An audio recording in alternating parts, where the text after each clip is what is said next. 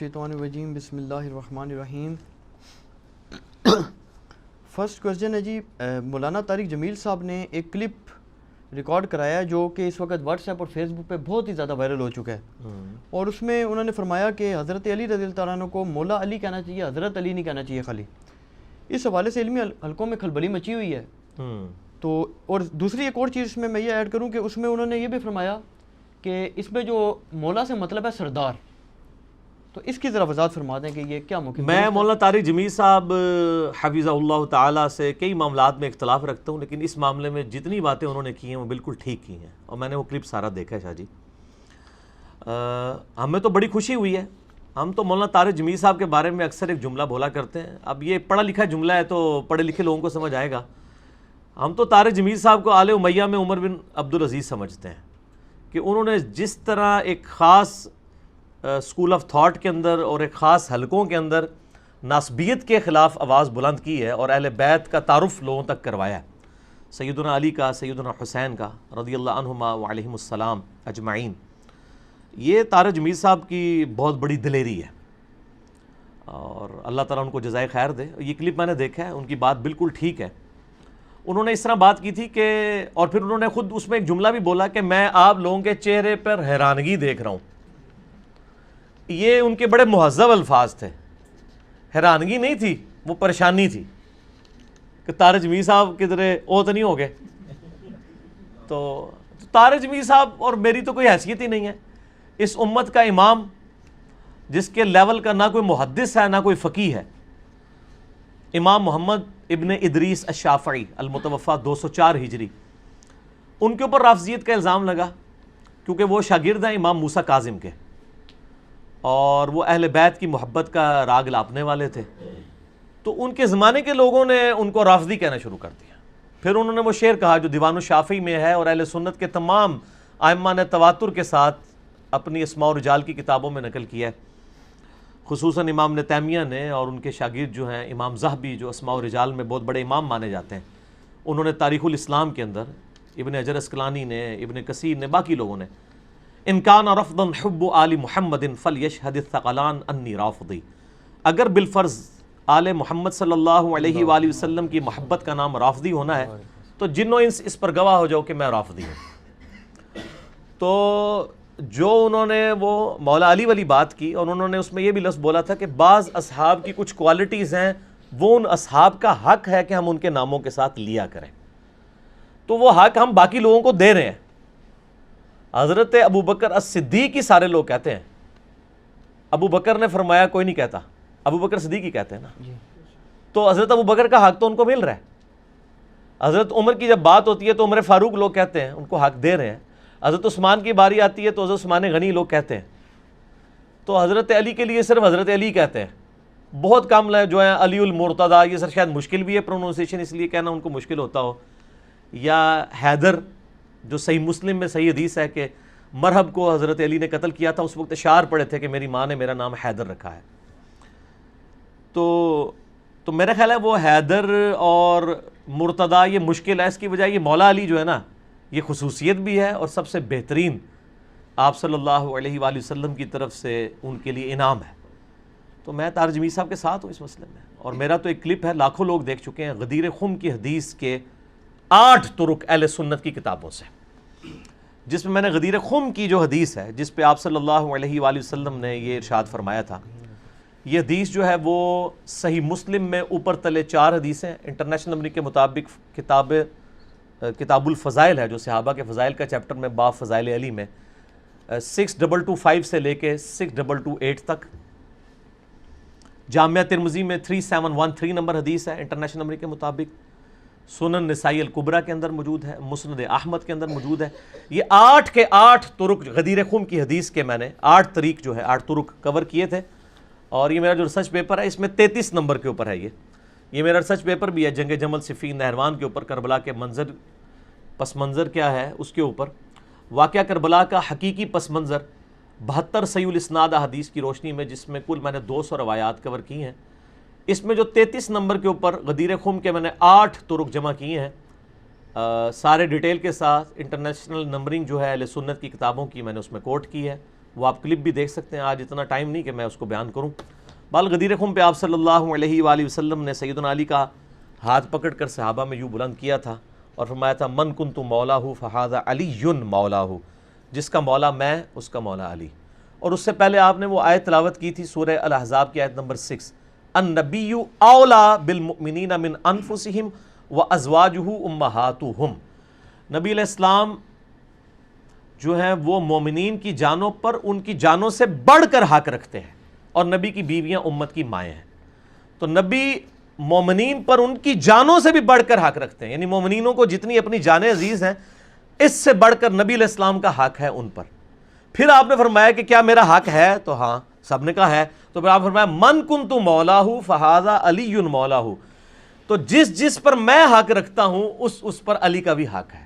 یہ تارجمی صاحب نے صحیح کہا ہے کہ مولا یہاں پر سردار اور آقا کے معنوں میں ہے. ہم دلی محبوب ترجمہ کرتے ہیں آپ جیسے لوگوں کے شر سے بچنے کے لیے، وہ تو اسپیسیفک ترجمہ ہے. لیکن مولا کا مطلب دلی محبوب یہ تو ہر وقت ہے ہی ہے. پھر یہ عربی لنگوسٹک میں جہاں جہاں یہ جن معنوں میں یوز ہو رہا ہے نا انہی معنوں میں چلا جاتا ہے. مولا لفظ آپ دیکھیں، مولا کا مطلب غلام بھی ہے. آپ حیران ہوں گے کہ آقا بھی اور غلام بھی، ایک 180 ڈگری مطلب. اس لیے کہ مولا کا چونکہ لفظی مطلب ہے دلی محبوب، تو ایسا غلام جس کو اس کا آقا آزاد کر دے، اتنا اس پہ خوش ہو، تو اس غلام کو کہا جاتا ہے یہ مولا ہے فلاں کا. جیسا حضرت ثوبان کو کہا جاتا ہے مولا رسول اللہ صلی اللہ علیہ وآلہ وسلم. ٹھیک ہے جی. کیوں کہا جاتا ہے؟ کہ یہ اتنا محبوب ہے اپنے آقا کا کہ اس نے اسے فری میں آزاد کر دیا. حضرت ثوبان کو کہا جاتا ہے مولا، وہ رسول اللہ کے مولا ہیں. اب یہاں پہ جب کوئی رسول اللہ کا مولا ہوگا تو مراد یہ کہ آپ کا محبوب. اور نبی علیہ السلام جب کسی کے مولا ہوں گے تو ہوگے تو محبوب لیکن آقا کے معنوں میں. جیسے ہم دروشی میں پڑھتے ہیں اللہم صلی علی سیدنا و مولانا محمد، یا قرآن حکیم میں آیا ان اللہ ہوا مولا و جبریل و صالح المؤمنین. نبی علیہ السلام کا مولا ہے اللہ، جبریل اور تمام فرشتے اور نیک ایمان والے. اب حضرت جبریل، اللہ تعالیٰ، ایمان والے سارے ایک لیول کے مولا ہیں؟ نہیں. اللہ تعالیٰ مولا ہے، پشت پناہ ہے آقا ہونے کے معنوں میں.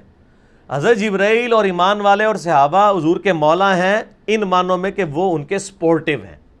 آقا ہونے کے معنوں میں نہیں ہے، یا غلام ہونے کے معنوں میں، یا سپورٹیو. تو مولا جو ہے وہ سرکمسٹانسز بتاتے ہیں کہ اب مولا کا مطلب جو ہے وہ دلی محبوب ہے، یا آقا ہے، یا غلام ہے، یا جگری یار ہے. بار جگری یار کا معنی تو ہمیشہ رہے گا. ایسا غلام جس کو اس کا مالک آزاد کر دے وہ اس مالک کا مولا بن جاتا ہے. کہتے ہیں یہ اس کا دیکھو بڑا آنکھوں کا تارا ہے. اور وہ آقا اس غلام کا مولا بن جاتا ہے کہ اس لیے کہ وہ اس سے اتنی محبت کرتا ہے کہ اسے آزاد کر دیے.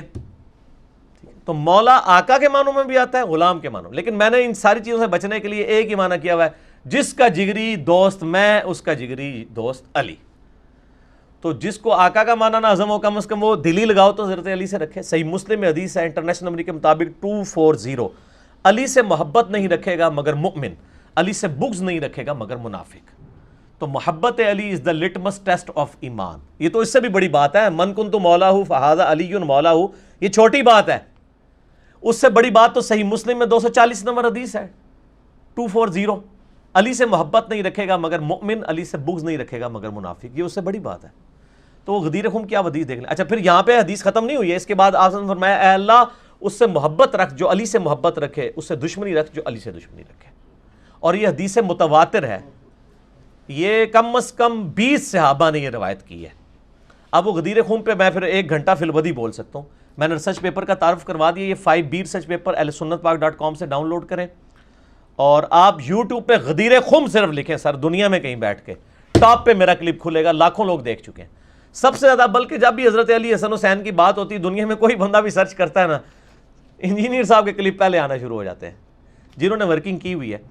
تو یہ یعنی ہم طارق جمیل صاحب کی ٹوٹلی حمایت کرتے ہیں اس مسئلے کے اندر، اور ان کو اپریشیٹ کرتے ہیں کہ انہوں نے یہ بہت بڑی جرت کا کام کیا ہے اور انہوں نے یہ بات کی ہے. کم از کم ایک بڑی پرسنالٹی جب یہ بات کرتی ہے نا تو ہمارے جیسے چھوٹے لوگوں کی بھی بات کو سن لیتا ہے. ظاہر ہے امت میں ایک بڑی لیول کی پرسنالٹی ہیں طارق جمیل صاحب کی. علمی اختلاف ہمیں اپنی جگہ, لیکن ظاہر ہے کہ ان کی فالوئنگ ہے, ہر طبقے میں موجود ہے, اور ان کے منہ سے یہ مولا علی نکلنا, ہماری کئی ویڈیوز میں نکلنا, اس کا پلڑا کم ہے, اس کا پلڑا زیادہ بھاری ہے. تو طارق جمیل صاحب کی یہ تازہ ویڈیو آئی تھی, وہ اہل تشیع نے بھی اپلوڈ کی, اہل سنت کے چینل سے بھی اپلوڈ ہوئی. باقی اب جو کوئی اس سے کوئی مولڈ کر کے اس پہ کوئی تھم نیل اور کوئی بنا کے رزلٹ نکالتا ہے, اس کی کوئی ذمہ داری نہیں ہوتی. میری اپنے بارے میں بھی ہے, مجھے لوگ کہتے ہیں جی آپ کے کلپ جو ہے وہ شیعہ نے بھی چڑھائے ہوئے ہیں, بریلویوں نے بھی چڑھائے ہوئے ہیں, دیوبندیوں نے بھی, اہل حدیثوں نے, ہر بندوں نے اپنے مطلب نکالے ہوئے ہیں. کوئی فرق نہیں پڑتا. جب قرآن کے ذریعے لوگوں نے غلط مطلب نکالے ہیں تو قرآن بیچارے کا کیا قصور ہے؟ قرآن کا قصور ہے؟ وہ تو اس کا قصور ہے جو کر رہا ہے. ہم کسی کو یہ نہیں کہیں گے کہ وہ ہمارے کلپ یوز نہ کرے, کوئی مسئلہ نہیں ہے. آپ بس کلپ میں جو بات ہو رہی ہوتی ہے وہ سنا کریں کہ وہ بات کیا ہوئی ہے, اس کا کانٹیکسٹ کیا ہے, وہ آپ اگر دیکھ لیں اس کانٹیکسٹ کے بغیر بھی بسا اوقات بات بالکل سمجھ آ رہی ہوتی ہے. ظاہر بات کہیں سے شروع ہوتی ہے, آؤٹ آف کانٹیکسٹ تو آپ قرآن پاک سے بھی چیزیں نکالیں تو کئی لوگوں نے گمراہ کن عقائد جو ہے وہ اس بنیاد پہ پھیلانے شروع کر دیں, تو اس کا کوئی نہیں ہوتا. سب کا حق ہے, ہر بندے کو حق حاصل ہے کہ وہ اپنے مکتب فکر کی ترویج کے لیے, یعنی دنیاوی طور پہ میں کہہ رہا ہوں, اللہ کی نظر میں نہیں, اللہ کی نظر میں تو جو دین کا کام کر رہا ہے وہی کر رہا ہے, تو لوگوں کا حق ہے وہ کریں دنیاوی طور پہ. تو ہم جی طارق جمیل صاحب کی مکمل حمایت کرتے ہیں اس مسئلے میں, اور میرا تو ریسرچ پیپر آلریڈی موجود ہے. باقی میں اس پہ تفصیل نہیں بولوں گا. آپ غدیر خم کی حدیث آپ جا کے یوٹیوب پہ لکھیں, غدیر خم, GHADEER, خم KHUM, جس میں نبی علیہ السلام نے مکے سے مدینے واپس آتے ہوئے اپنی وفات سے 3 مہینے پہلے غدیر خم کا خطبہ دیا ہے, اور فرمایا 2 چیزیں چھوڑ کے جا رہا ہوں, ایک اللہ کی کتاب ہے اور دوسرے میرے اہل بیت ہیں. اور اہل بیت میں بھی سیدنا علی کو ڈومیننٹ کیا, اور بیسیکلی اہل شام کو اور اہل مدینہ کو ڈرانا تھا کہ میرے بعد میرے اہل بیت کے ساتھ اس نے سلوک کرنا. لیکن جو کچھ پھر امت نے کیا ہے وہ ایک تلخ باب ہے, اور وہ آپ کا بھی ایک محبوب ٹاپک ہے اور میرا مجبور ٹاپک ہے, اس لیے میں اس طرف جانا نہیں چاہتا, اس کو یہیں پہ ہی کنکلوڈ کر دیں. اچھا اس سے ضمناً ایک سوال ہے, کیونکہ اس پہ جو پھر مناظر ٹائپ لوگ ہیں نا وہ ایک جواب دیتے ہیں نا اس کا, وہ کہتے ہیں جی کہ حضرت علی کے لیے جو ہے, تو وہ میرے ذہن سے اب ان صحابی کا نام نکل رہا ہے یا شاید انصار کے لیے ہی ہے, کہ وہ کہتے ہیں ایگزیکٹلی یہ الفاظ جو ہیں وہ انصار کے لیے آئے ہیں, کسی اور صحابی کے لیے بھی آئے ہیں. نہیں, مولا کے لفظ کئی صحاب کے لیے آئے ہیں, لیکن یہ جو الفاظ ہے نا, من کنت مولا فہذا علی مولا, جس کا مولا میں ہوں اس کا مولا یہ ہے, یہ حضرت علی کے علاوہ کسی کے لیے نہیں ہے. بالکل جھوٹ بولتے ہیں. ویسے مولا کا لفظ کئی اصحاب کے لیے آپ صلی اللہ علیہ وآلہ وسلم نے بولا ہے. اچھا ہاں, وہ بولنا تو میں نے ہوتا ہے, وہ تو ہم بھی بول رہے ہیں. جو آتا ہے کہ انصار سے کوئی محبت نہیں کرے گا مگر مومن, ہاں, انصار سے بغض نہیں رکھے مرن, لیکن وہ جرنل ہے نا, اسپیسیفک تو کسی بندے کے بارے میں نہیں ہے نا. وہ بھی اسی کی تحت ہے نا کہ انصار کے ساتھ ظلم ہونے تھے نا بعد میں. واقعہ حرہ میں جو یزید نے جو کچھ کیا ہے وہ کون لوگ شہید ہوئے ہیں؟ انصار ہی ہوئے ہیں نا. وہ اسپیسیفکلی کسی بندے کے بارے میں نہیں, ایک کمیونٹی کے بارے میں ہے کہ میرے بعد اس میں الفاظ ہیں کہ انصار تم دیکھو گے اور لوگوں کو ترجیح دی جائے گی, تم صبر کرنا. بخاری مسلم کے الفاظ ہیں, یہاں تک کہ حوض کوثر پہ مجھے آ کے ملنا. تو حوض کوثر پہ کیا ہوگا؟ جن لوگوں نے انصار کا حق چھینا ہے ان کو نبی علیہ السلام حوض کوثر سے پھر دور کر دیں گے نا. سحقن سحقن لمن غیر بعدی, ٹھیک ہے نا. پھر اور پاسے میں ٹور پاؤں گا, میں بڑا عہدے تے بولے ہیں اللہ دے بندے ہو,